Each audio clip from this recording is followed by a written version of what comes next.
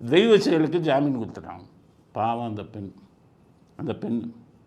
அந்த பெண் அவ்வளோ கத்திச்சு.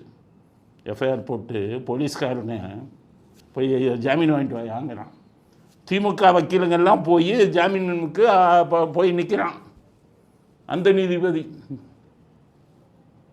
அவர்கிட்ட என்ன சொல்கிறான், தெய்வ செயல் வக்கீலுங்க, அந்த பெண்ணுக்கு ஏற்கனவே திருமணமாகிவிட்டது, கணவருடன் பிரிந்திருக்கிறார், விவாகரத்து நடந்துக்கிட்டு இருக்குது, இன்னும் கிடைக்கல.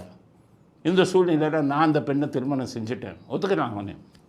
அந்த பெண்ணை திருமணம் செஞ்சுட்டேன். இப்போ அந்த பெண்ணு என்னை பற்றியும் மனைவியை பற்றியும் தப்பான தகவல்களை கொடுக்குறாங்க. எதில்? இன்டர்நெட்டில், சோஷியல் மீடியா, சமூக வலைதளங்களில் கொடுக்குறாங்க.